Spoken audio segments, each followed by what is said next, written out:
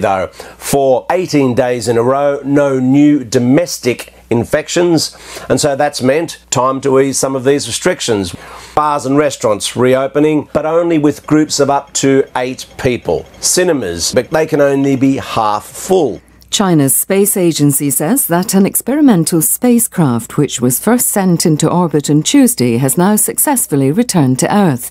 The prototype vessel had no crew on board, but it's hoped that this type of capsule will eventually transport astronauts to a space station China plans to complete in 2 years' time. On Tuesday, a new Chinese carrier rocket sent the vessel into orbit. BBC News. 明天的希望无限，听见台北的人情味，全世界活力在线，全都在台北 Radio。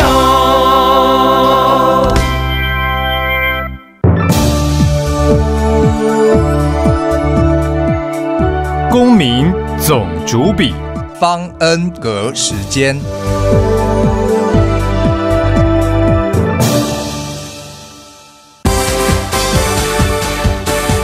当家抢先报，你不能不知道。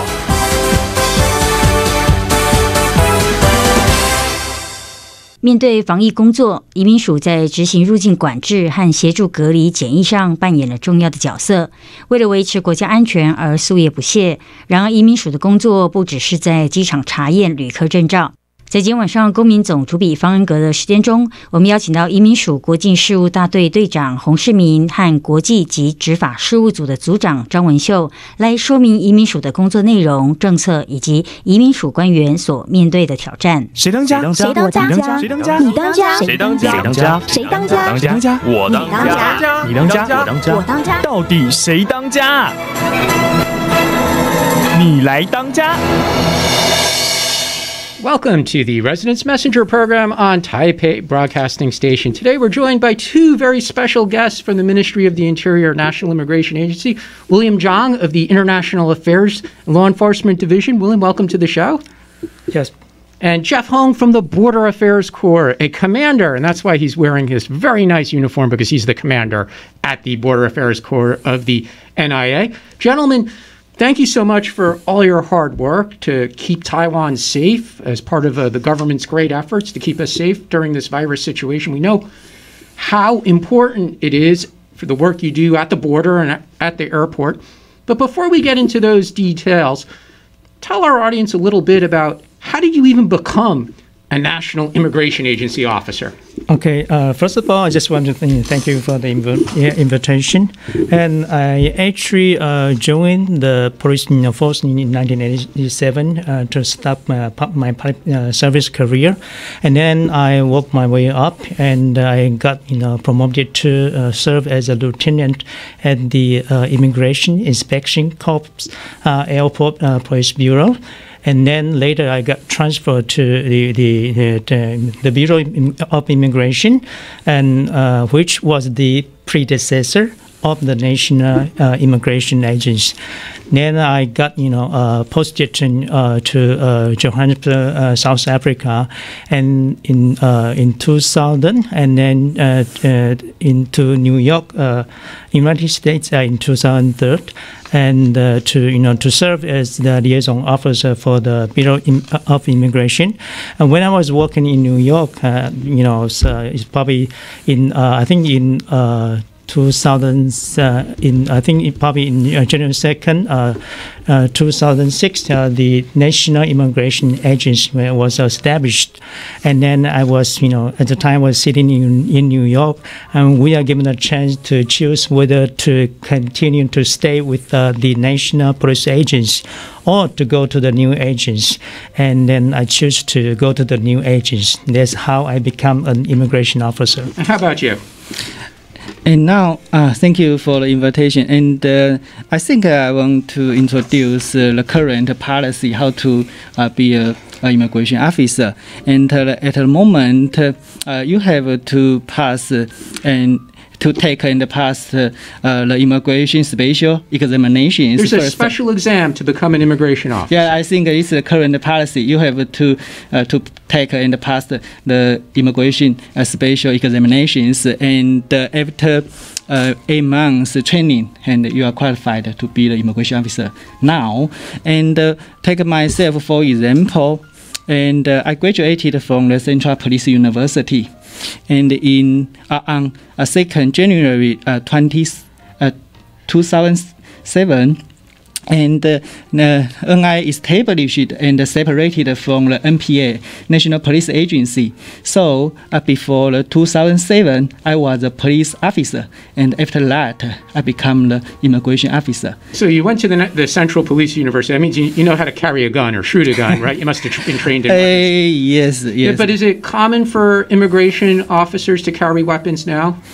Only the circumstances requires. Usually, when we do the operation, normally we don't carry firearm. But so you don't carry firearms when you're at the office? Normally, yes. Okay, so foreigners who need to go to the service center, you don't have to worry because the officers working there aren't carrying weapons, correct? No, the service centers, they don't carry firearms. How about at the airport? Do they carry firearms at the airport, basically, we have handcuffs and batons, and in some special tasks, we use stun guns, but not real guns. Okay, so if somebody gives you a problem at the airport, you might take out the stun gun and the baton and the handcuffs. Yes, but I think it's never happened before, and because the aviation police, uniform police, is also based in airport, at the airport, so that is not necessary, to use the real gun at the airport. So the two of you, obviously you speak English very, very well, but what other languages or language capability do you have at the National Immigration Agency? Because nowadays there's so many different foreigners from different countries living in Taiwan. Actually, but like I say, most of the colleagues from the NIA can speak English. But in addition to that, because NIA covers wide range of business, so that's why we need all kinds of talents, probably to help. Especially we are in charge of the management of foreign visitors and also the foreign residents. So that's why we have, in addition to English, we also now our NIS civil service examination also requires there's they also require language skill, which is the language now we have is including, in addition to English, we also have the Japanese and also Korean, and I think French, German, and also Russian. Totally, we have 11 language. When you apply to join to participate in the civil service exam, there are various language you can choose to participate in. And so even Russian and French and German is spoken. Yes. At this point, also I think Portuguese and Spanish as well. Yeah. Wow, that's really amazing. That's a wide range of language we use from NIA officers. Yeah. So especially for the new blood, for us old-timer, so probably most likely we only speak English. But for the new generation officers, they can speak different languages. Yeah. And what about those new generation, the younger officers? So you guys now you work at headquarters. Do younger officers prefer to be at headquarters in the administration side, or do they prefer to be at the airport, the border control, meeting foreign visitors and looking at passports? And what's the difference between working at headquarters and working at the airport? I think it's really, it really depends, because, if you work at the airport, because the airport, it runs 24/7, and if you go there, probably you have to work for 24/7. But the nature of it's a frontline job, and the nature of the frontline job is I think it's arduous and also, but it's a routine job and less challenging. But if you work at the headquarters, and though you got the regular hour and working hours, but it's more challenging because you have to. Usually, you are involved with a policy planning, and you have to rake up your brain to make it happen. So. Actually, it really depends. Personally, I do prefer probably to stay with the headquarters. And how about you, Jeff? Because you are from the Border Affairs Yes, I think it depends, and people always have different personalities, and based on the appearance of me and my colleagues working at headquarters and airports are both fun and challenging. And at headquarters, I think one could have more chances to participate in policy making, and it's very important. And but it could also have faced more pressure from the press and public opinions because you have to take all the potential circumstances into account. And at the airport, apart from the 24-hour shift, one could have the chance to face the passengers come from all over the world. And if you are a big fan of aviation, it's always fun to have a job at the airports. It's different. Well, in my experience, the immigration officers at the airport are always very nice people, especially in more recent years. I first started coming to Taiwan in around 1996. Maybe back then they were very strict. They were always asking me a lot of questions, and I remember there were sometimes they look at my passport and they said, "Oh, you've been coming to Taiwan a long time." And I said, "Well, okay, I like Taiwan." Yes. But more recently, I thought it seems like there are a lot of younger people. Do they try to assign younger people to work at the airport because it's a 24-hour shift? Is it more typically younger people who do that work? And because there's no curfew in Taoyuan International Airport, so just only Taoyuan International Airport has a 24-hour shift. And to be honest, it's physical. It takes a lot of effort to do that. Yes, it's 24 hours. So after the shift, you feel exhausted. But of course, nowadays there's less opportunity to talk to the officers at the airport because most people use the card.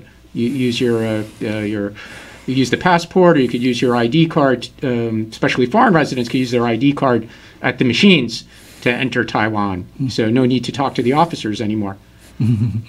You're talking about e-gate. Yes. Okay. Yeah. So it's been a very successful program. Right. It's very successful. And I want to stress is there is only a very important skills that you can learn in airport. That's the passport examination. Because if you want to be a very excellent NIA officer, you have to know how to check a passport. You need to check if it's real or fake or stolen, for example, or if it could be a real passport, but sometimes people paste in someone else's photo or their own photo. They took someone else's passport, but put their own photo in it, and that's a ongoing problem as well. But let's talk a little bit about policies. Can you give us some examples of misunderstandings about Taiwan's immigration policy? What is something that people come to the immigration agency, whether local people or foreigners, and they say, "I thought this is how it works," and then you have to explain, actually, that's not what the policy is. What are some common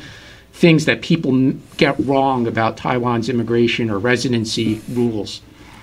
Okay, for that part, what would be the common situation we encounter? Okay, but I say some of the foreign residents here, they thought that they we usually come to our service centers and to say because I got just alien residence certificate, and can I automatically can get get the national health insurance card.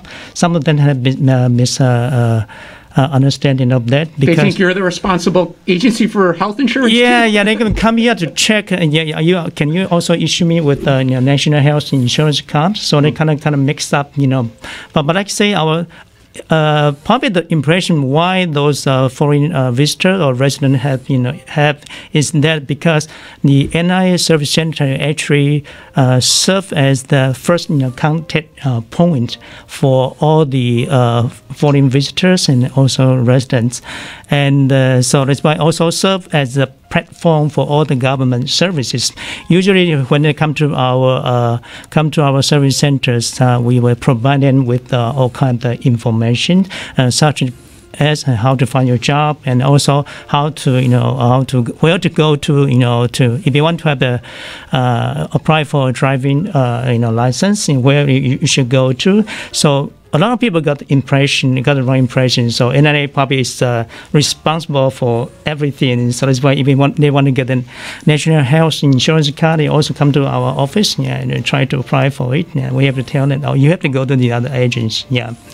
Okay. Jeffrey, how about you? Some other examples of misunderstandings. I think at the airports, we often have the cases like and for passenger, when he come use the visa waiver program, visa exemption come to Taiwan, but it have some preconditions.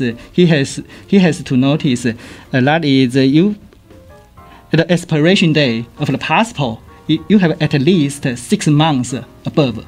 Mm-hmm. Right, so to allow someone to enter Taiwan, their passport needs to have 6 months. Even we will give you the 90 days visa exemption, but you have a precondition. You have to notice it. Mm-hmm. But sometimes when he get here, but we notice it's not 6 months left. So that's a problem. We cannot allow his entry this time. So what do you do with them? You put him on a plane back to where they came from? Deported him.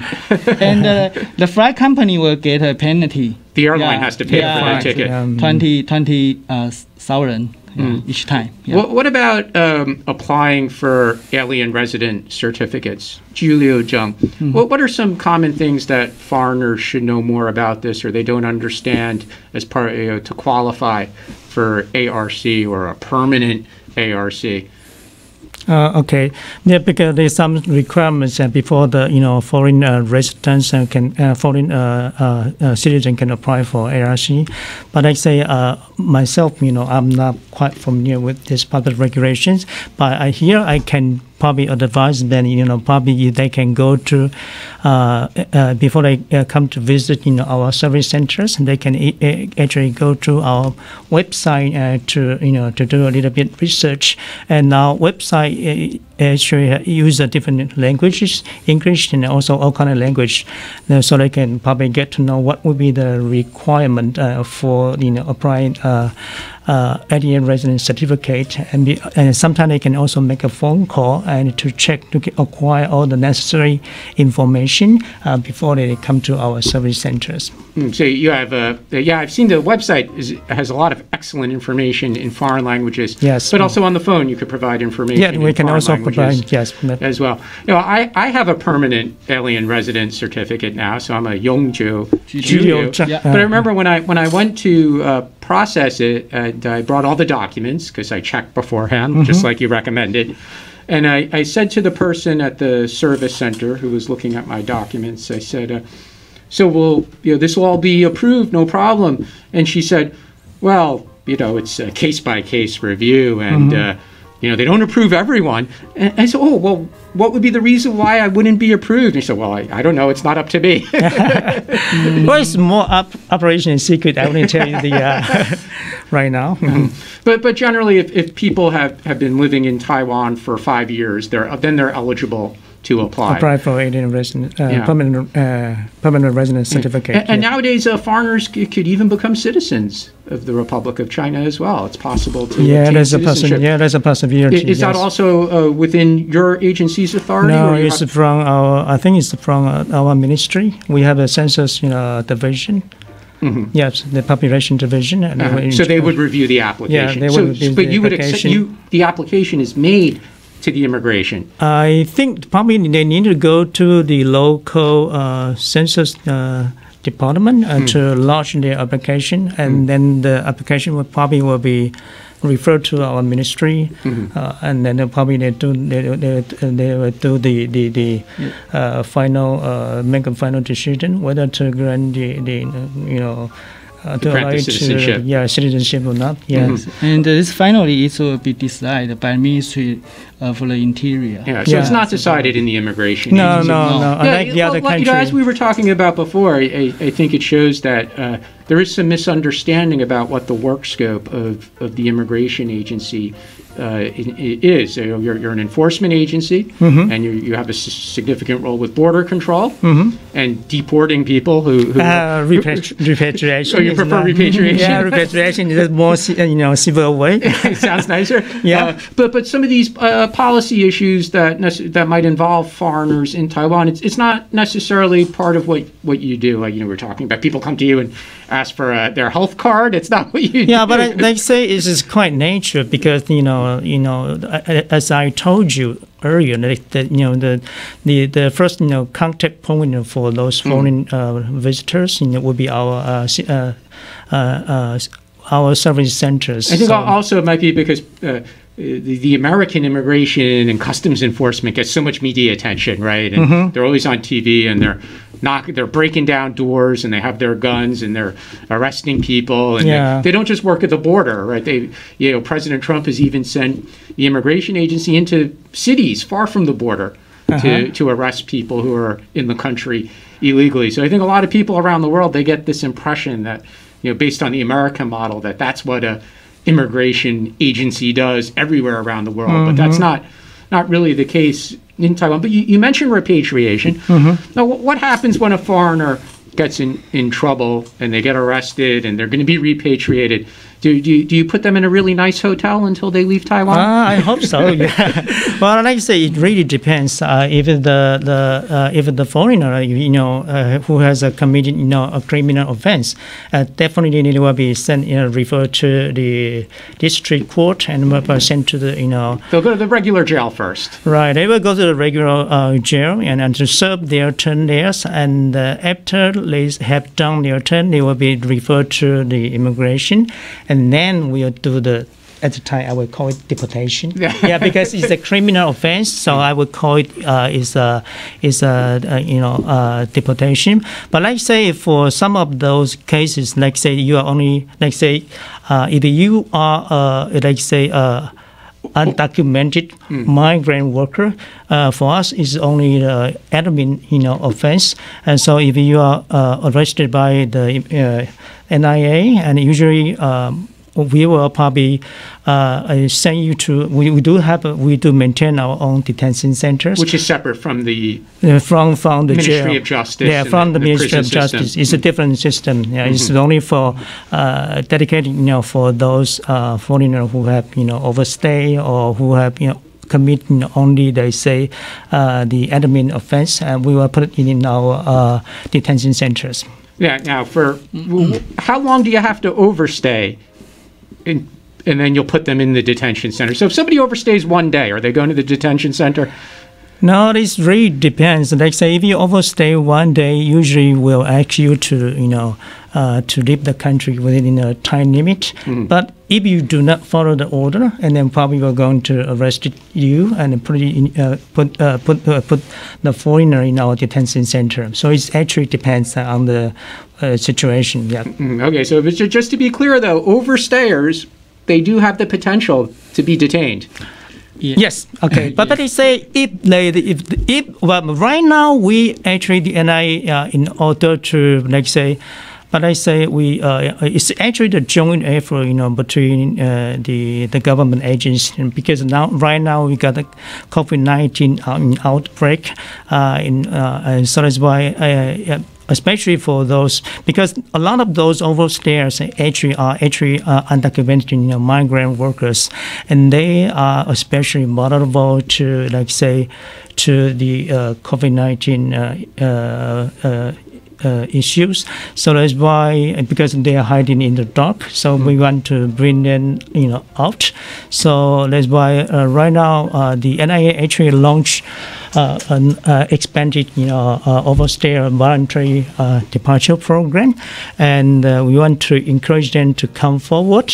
And so that's why we also provide them with if they come forward, if they turn themselves in to the NIA, they can receive a penalty reliefs. There will be no detention, no entry ban, and also they only need to pay a minimum fine. Because if you overstay for a certain period of time, because the fine scheme for the overstaying in Taiwan would range between NTD to 2,000 NTD to 10,000 NTD. But if you turn under this program, if you turn yourself in, you only need to pay, for 2,000 GD. There's a minimum one. So okay, well, there's a wonderful amnesty program right now for people who have overstayed. Now's your chance to come out of the dark. We'll talk more about the virus situation and overstayers and other aspects of immigration policy after these important messages. You're listening to Residence Messenger program on Taipei Broadcasting Station.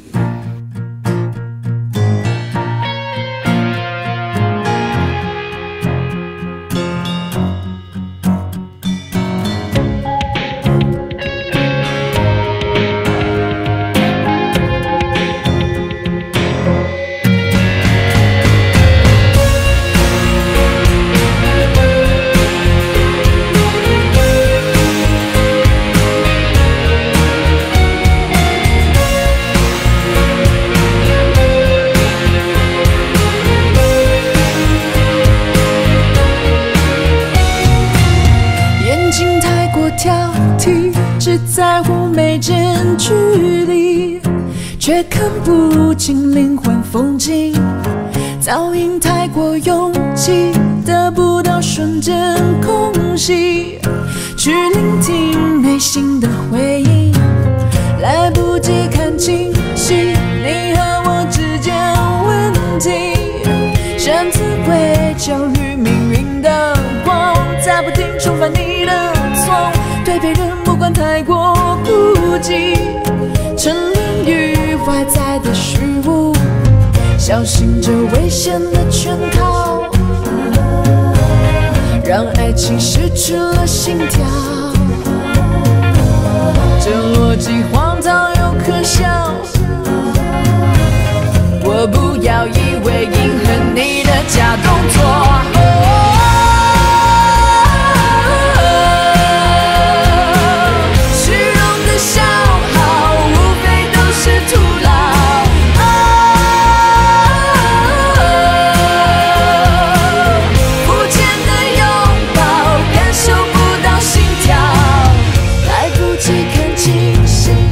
和我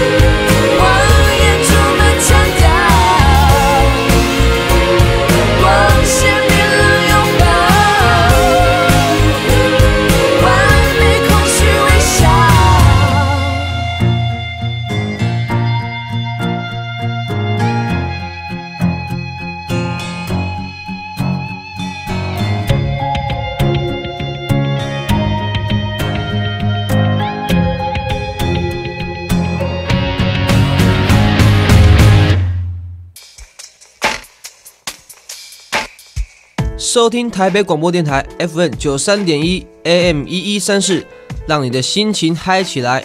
大家好，我是陈零九。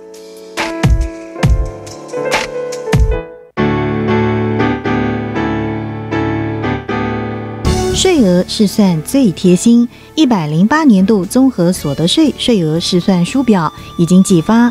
如果经过检视内容没有错误，可以直接缴税就完成申报，或利用线上登录、电话语音或书面邮寄回复确认。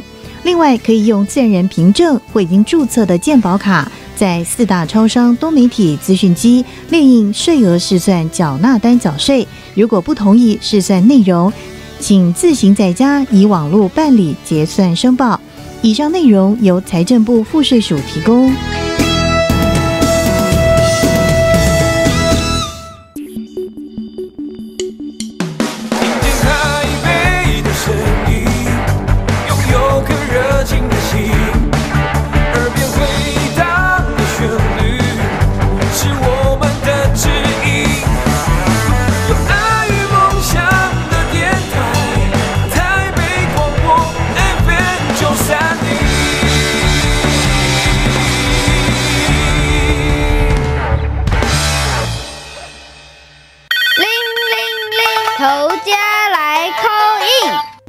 Welcome back to the Residence Messenger program on the Taipei Broadcasting Station. Our guests today are William Zhang and Jeff Hong from the National Immigration Agency. And just before the break, we were talking about the amnesty program for overstayers. So if people are stuck in Taiwan, voluntarily or not, but if you've overstayed, you can turn yourself in, and there's a very generous program. You'll be repatriated, not deported. Yeah, repatriated. Yeah, not deported. Will they be able to come back to Taiwan in the future? Yeah, but I say, as I told you, that the good thing about this program is that if you turn yourself in during the designated period of time of this program, you will be able to receive a penalty relief, which will be no detention and no entry ban, and also pay the minimum fine. And for the no entry ban, that means probably you can come to Taiwan again, for social visit or sightseeing, but not for work. Okay, if you want to work, is a different matter. So, but you are allowed to come back to Taiwan for social visit and sightseeing. And separate from undocumented workers who overstayed, there's also been a lot of media attention to foreign visitors who came to Taiwan, say, as a tourist. They use the visa exemption or the landing visa programs, where for many countries it's 30 days or 90 days. And then now travel is impossible. And the Taiwan government already announced several times that they say, you could stay 30 more days. And then they announced again, a second time, 30 more days. But you were explaining to me that this is not a decision made by your agency. But I say we are the enforcement agency for this, but the one who make the final decision, it's the Bureau of Consular Affairs. Bureau of Consular Affairs under the Ministry of Foreign Affairs. Right. Yes. So if anyone in the audience has any questions about whether there'll be another 30-day extension for visitors, foreign visitors, don't ask the National Immigration Agency. Ask the Bureau of Consular Affairs. Like say, we work together. After the announcement, we will also help them. You will publicize. Publicize those information as well, and also help and probably to answer some of the inquiries from our foreign friends. In but Taiwan. As of today, there's no further announcement. There's only been the 2 times. At this point in time, but we just cross our finger, hopefully. Well, from your perspective, you're crossing your finger and hoping that there'll be flights. I'm not. You don't want these people to stay. No, I don't. I crossed the line. I'm not supposed to talk about this. But because they say the decision will be made by our sister department, Bureau of Consular Affairs. Bureau of Consular Affairs. They will probably once they make a decision, they will publish those information. Yeah. But just to be clear, though, for foreigners who entered Taiwan on a visa waiver or landing visa for 30 days, 90 days, and they're currently in Taiwan, and they could benefit from the 30-day extension, they don't need to come to the immigration agency service center, correct? No need. Well, usually, before the COVID-19 outbreak, in the regular time, if you want to apply for a visa extension, you need to come to NIS service centers. But for this program, the program you just mentioned about, is actually one of the efforts by the Taiwanese government to assist those foreign visitors here in Taiwan. I think at this point in time they got stuck here, and then they will be automatically given the extension. So they need to come to our service centers to apply for the extension. They do or do not? They do not. Do not need. Okay, do not need to come to the service center, and that's good because it keeps people. You don't need all these extra people coming to your service center. But I'm talking about the foreign visitors. Yeah, only the foreign visitors. But if just to also be very clear, for somebody who has an alien residence certificate that's expiring, they need to come to the service center for the extension of the ARC. Yes. I think that's correct, right? Yes, if you use ARC card holder, if you are ARC card holder, you have to go to the service center to get an extension, and immigration officer will give you a stamp. And it shows you get the 30 days extension. Yeah, this is for approved. Okay, this is for people who have an ARC but were not planning on extending it. But now they can't leave Taiwan because there's no flights. That's correct. Yes, so they have to come to the service center and get a stamp to stay 30 days. Jeffrey, tell us a little bit about when all these new rules were implemented for travel. And it was kind of a step-by-step process, right? First, there were rules for travelers from Hubei, and then all of China, and then other countries. What's it like for the frontline workers? How do they learn about all these new rules and make sure that they understand them correctly for travelers at the airport? Yes, during the outbreak of COVID-19, many foreigners come to Taiwan, but most of the foreigners, passengers are not allowed to visit Taiwan from now, except his Taiwanese spouse, or you have a special visa for special purpose and allowed by the Ministry of Foreign Affairs, the Consular Affairs. So, and we feel very sorry, it's because there is. It's avoid the spread of COVID-19. So we are all warriors. We hope they can understand in this circumstance. Yes.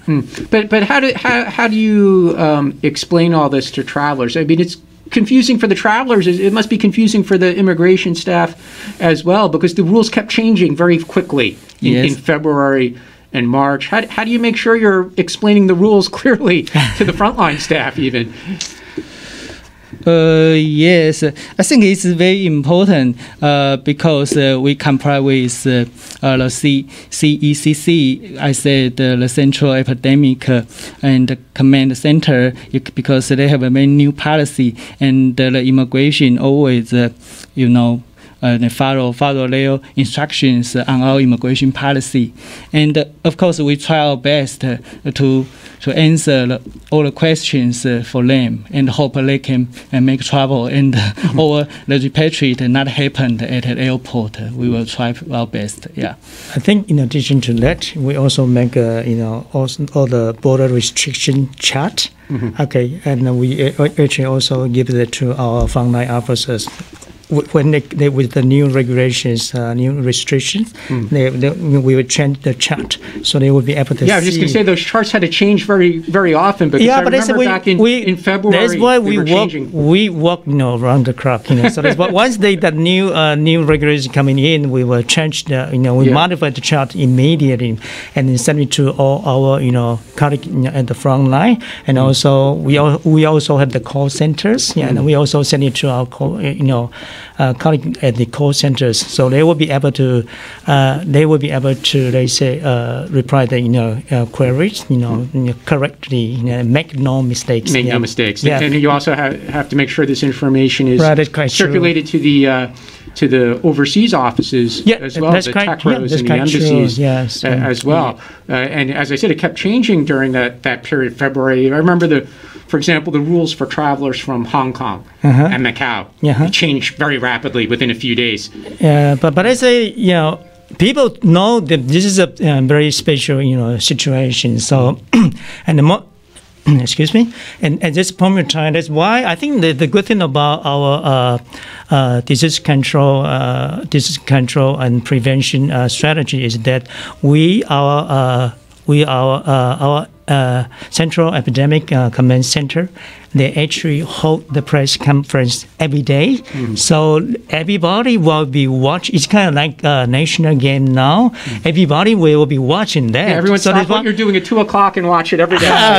So that's what everybody will be watching there. So that most of the audience, probably will get all the public will be get the information very soon. Because they would. So that's one of the strategies used by our government. I think that one is very useful because the public is well informed with all the regulations and also all the border restriction measures. In fact, I remember the day that the more strict regulations on foreigner entry were announced. The Minister of Foreign Affairs attended that press conference, and he announced it because, as you said, that's decided in part by the Bureau of Consular Affairs. It's not decided by the immigration agency. You're the enforcement agents. But at the airport, did the staff have to start wearing additional masks and other types of equipment?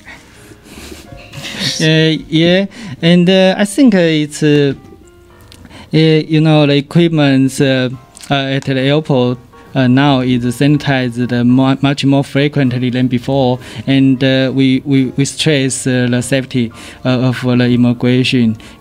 So we urge the immigration and to use the hand sanitizer and the rubbing alcohol to after and before examine the passports, something like that, Because Taiwanese are still flying back into Taiwan, even though it's very difficult for foreigners to enter Taiwan.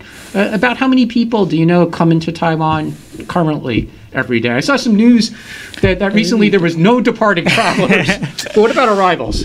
Now, I think it's under 1,000 each day during the outbreak. But that's still a lot. If it's 800, 900, that's still it's still a lot of people. Some of them might be sick, so you have to be very, very, very careful. What about some of the other airports? Does Kaohsiung still have any inbound passengers at this time? Yes, and of course, the number of travelers go down very fast, but we still function in Kaohsiung or other airports. Not zero. Some of the country is closed, probably closed the airport. But not Taiwan. I think at this point in time, I think Kaohsiung, Taichung, Taipei. Taichung still has inbound. Taichung still has inbound flights as well. Still function. So Taiwanese, they should feel comfortable flying back to Taiwan if they want to come back to Taiwan from other places right now, correct? And they'll be quarantined though, right? Quarantine, and every passengers, Taiwanese or foreigners, if you are allowed to go back to Taiwan, you have to accept the quarantine for 14 days. At home? It depends. Sometimes it's for special place, not at home. So certain countries, if you're coming back from certain countries, you get to go to the government quarantine. And I take which is not run by the immigration agency, correct? No, of course. Last week we have a charter flight and come from India because the India, the disease is become worse than before. So the CC decided all the passengers in this charter flight has to go to the special area for quarantine, not stay at home. Now, when that flight arrived, did your colleagues, the staff from the NIA, did they do anything differently that they would usually do when processing passengers? For example, was there social distancing between the passengers? Yes, I think at the airport there are many stickers reminding the passengers to keep a safe social distance. And for our immigration officers, we wear a face mask, a glove, and eye protection goggles, and sometimes in some special tasks, because if someone is really infected, and we also wear, protective clothing like that. Yeah. Do you think some of these additional safety measures will continue for a long time, even after the virus situation improves? Do you think, for example, the frontline staff will they wear gloves and goggles for months and months or years into the future? And I think we hope that, and I sincerely hope the worldwide outbreak can be controlled soon, and that we can reopen our gate widely of this beautiful island to over the world.